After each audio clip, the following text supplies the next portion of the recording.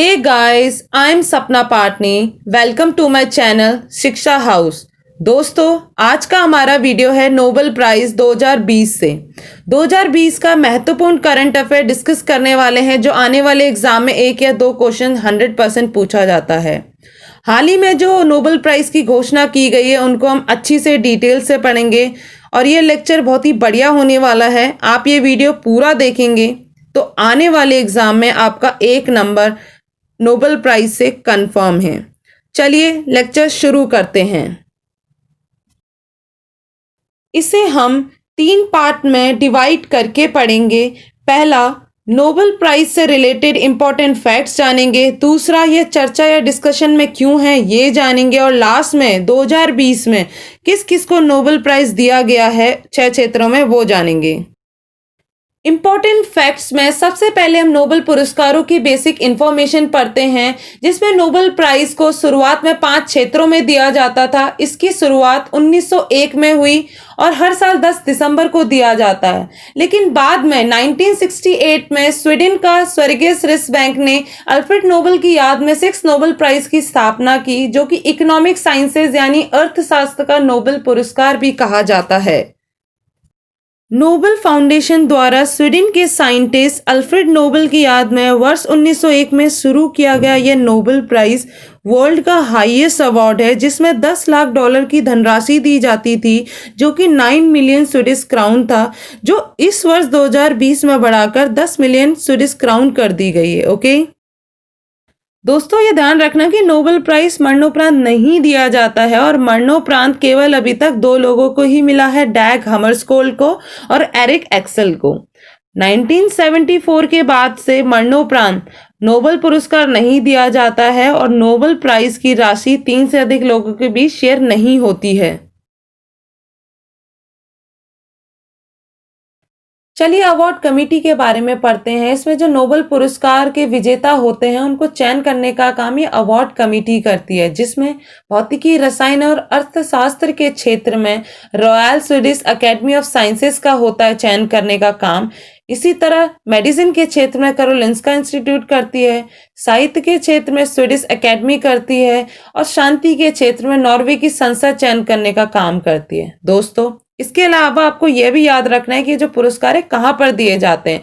शांति के पुरस्कार को छोड़कर बाकी अदर फील्ड के पुरस्कार स्वीडन की कैपिटल स्टॉकहोल्म में दिया जाता है और शांति का पुरस्कार नॉर्वे की कैपिटल ओस्लो में दिया जाता है।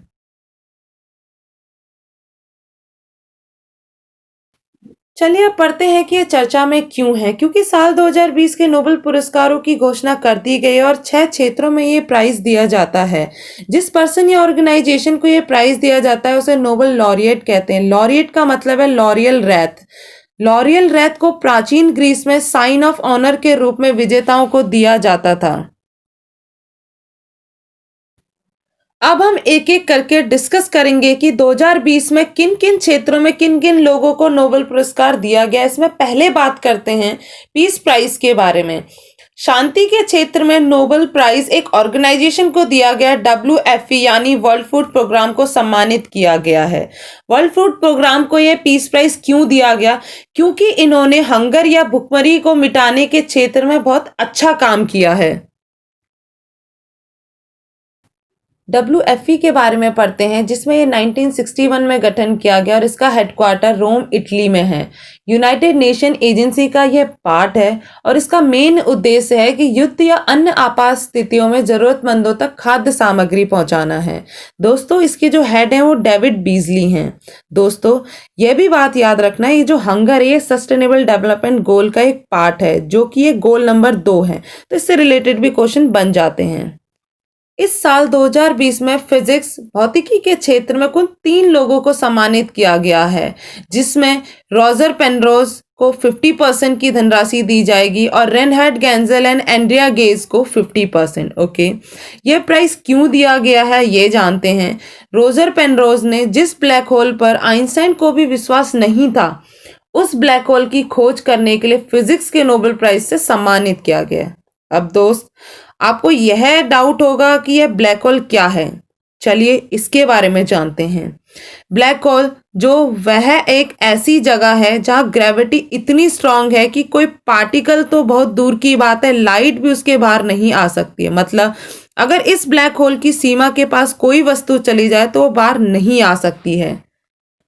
रिनहार्ड गेंजेल और एंड्रिया गेज को सबसे बड़े दूरबीन का उपयोग करके हमारी आकाशगंगा गैलेक्सी के मध्य में सुपरमैसिव ब्लैक होल के होने का पता लगा है, इसलिए इन्हें 2020 का नोबेल पुरस्कार फिजिक्स से सम्मानित किया गया। समझ में आपको ये किस लिए दिया गया है? ओके, इसमें ध्यान रखना कि इसमें जो एंड्रिया गेज है वो चौथी महिला है जिन्हें फिजिक्स का नोबेल प्राइज मिला, और पहली महिला 1903 में मैडम क्यूरी थी जिनको फिजिक्स का नोबेल प्राइज मिला था। ठीक है फ्रेंड्स, तो ट्रिक से याद करते हैं, उनके लास्ट नेम से कोरिलेट करके लर्न कर सकते हैं। जैसे कि पेनरोज, पेनरोज मतलब पेन से हम रोज एग्जाम क्रैक करने के लिए बहुत हार्ड वर्क करते हैं, जिसमें कि आप रेनहार्ड, गेज और पेनरोज से आप लर्न कर सकते हैं। आगे बात करते हैं रसायन के क्षेत्र में। इस साल नोबेल प्राइज दो व्यक्ति को दिया गया है, इमैनुअल चारपेंटियर और जेनिफर डाउडना को। इन्हें क्यों दिया गया है? इन्हें जीनोम एडिटिंग के लिए दिया गया है, क्योंकि इन्होंने जीन एडिटिंग के तहत डेवलप किया है क्रिस्पर Cas9 टेक्नोलॉजी को। चलिए अब जीनोम एडिटिंग समझते हैं, ये क्या है। यह एक प्रकार की जेनेटिक इंजीनियरिंग है जिसकी मदद से डीएनए के साथ बहुत से बदलाव किए जा सकते हैं। इसके फायदे क्या हैं? अगर किसी व्यक्ति को जेनेटिक बीमारी है तो जीनोम एडिटिंग से डीएनए में फेरबदल कर ठीक किया जा सकता है, तो इसलिए इन्हें केमिस्ट्री के क्षेत्र में नोबेल प्राइज दिया गया। चलिए इसे ट्रिक से याद कर सकते हैं। इसमें डाउडना में डीएनए छुपा हुआ है, उससे याद कर सकते हैं। और कारपेंटर में भी डीएनए होता है, मतलब कोई भी एक कारपेंटर है उसके अंदर भी डीएनए पाया जाएगा, तो इससे हम ट्रिक से याद कर सकते हैं।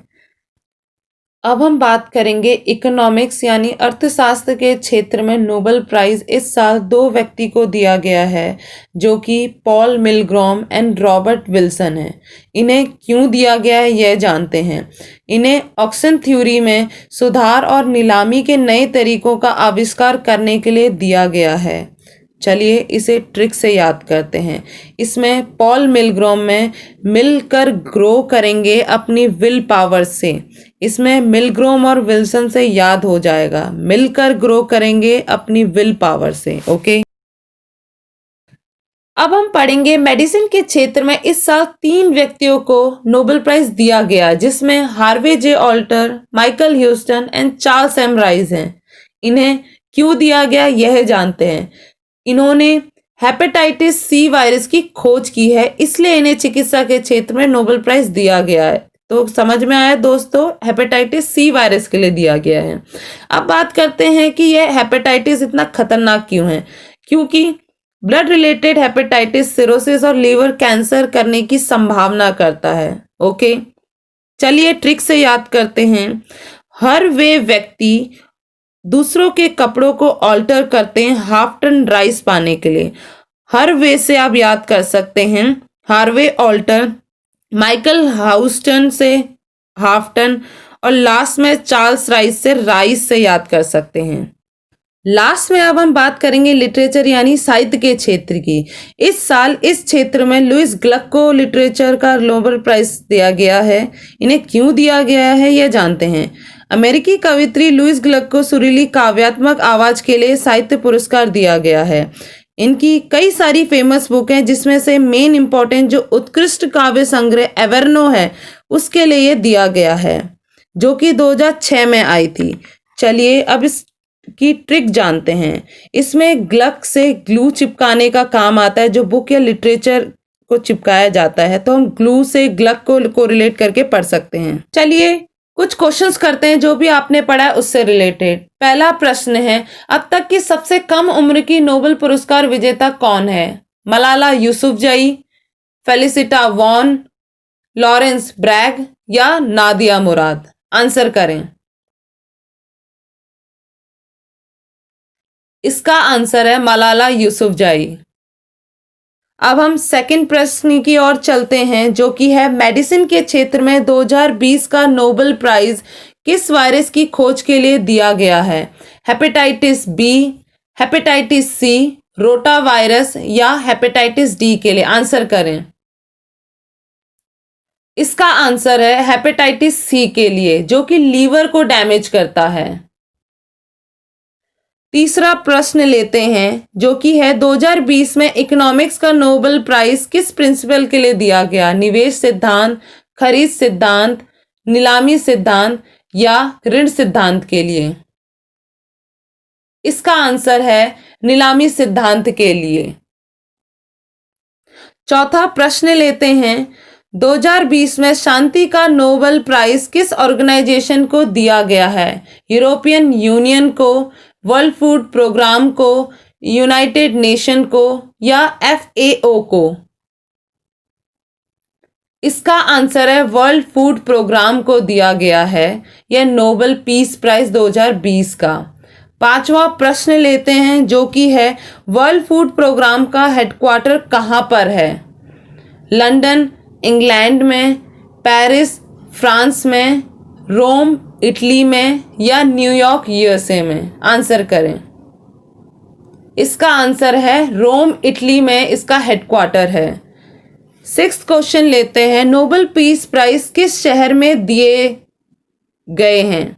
ऑस्लो नॉर्वे में, स्टॉकहोम स्वीडन में, पेरिस फ्रांस में या रोम इटली में? इसका आंसर है ओस्लो नॉर्वे में दिए गए हैं। सेवंथ प्रश्न लेते हैं, जो कि है प्रत्येक वर्ष नोबेल प्राइज का डिस्ट्रीब्यूशन कब किया जाता है? 10 नवंबर को, 21 जून को, 10 दिसंबर को या 25 दिसंबर को? आंसर करें। इसका आंसर है 10 दिसंबर को यह नोबेल प्राइज डिस्ट्रीब्यूट किए जाते हैं हर साल। लास्ट प्रश्न लेते हैं इस क्वेश्चन सीरीज में, जो कि है नोबेल प्राइज विजेताओं की राशि बढ़ाकर 2020 में कितना कर दिया गया है? 10 million Swedish crown, 3 million Swedish crown, 5 million Swedish crown या 4 मिलियन स्वीडिश क्राउन? इसका आंसर है 10 मिलियन स्वीडिश क्राउन। इसमें इस पहले जो राशि दी जाती थी वो 9 मिलियन स्वीडिश क्राउन थी, जो अब बढ़ा के 10 मिलियन स्वीडिश क्राउन कर दी गई है। आज हमने नोबेल प्राइज 2020 के बारे में फुल डिटेल से पढ़ लिया है और इससे कुछ क्वेश्चंस भी कर लिए हैं। तो चलिए, धन्यवाद। आपको यह वीडियो पसंद आए तो लाइक, सब्सक्राइब और कमेंट करें। Thank you.